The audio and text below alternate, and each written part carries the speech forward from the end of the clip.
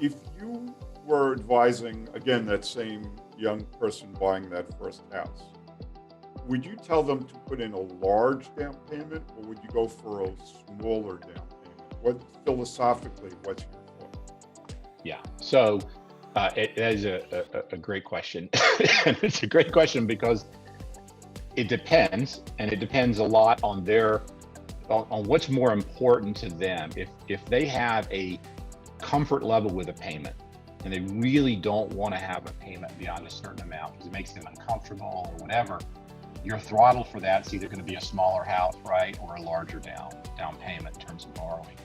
But assuming that they aren't so concerned with reaching a threshold target for the payment, then I'm going to tend to focus on the smallest down payment that they're comfortable with, because ultimately, the more leverage I have, the higher my actual return is on my investment. Meaning, it's a kind of a complicated financial planning concept, but if I put, say, $50,000 down to buy a $100,000 house, that doesn't affect my growth on that asset. The house is going to go up or down regardless of how much equity I tie up in it.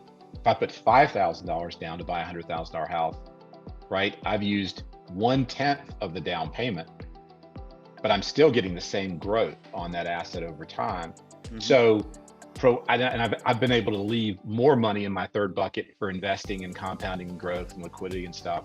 So usually most people's concern with that is mortgage insurance, right? If I don't put down at least 20% I have MI, and that's where you can always go and say, I'm going to use, strategies, lender funded MI or home equity, an 80-10-10, or if those kind of products are available to them at that time, they might use other products to accomplish that. But I find if they're not sure, I'll say start with 10%, see if you can live with that.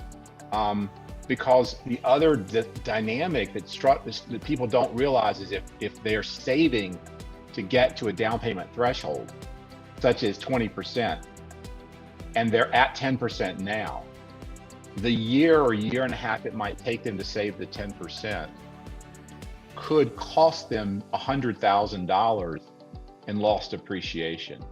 Because in waiting, that house continued to go up in value. Now, also the house could come down in value, could cost them less in the future. But you want to be aware, as you are as a professional, and be able to give them advice to say, we're in a low inventory price appreciation market where right now, you're waiting a year or two could mean a 10% increase in the property value on that $500,000 house. It's going to cost you $50,000 more. So you're trying to save another $20,000 and it's going to cost you $50,000. So that's not really a great deal for you.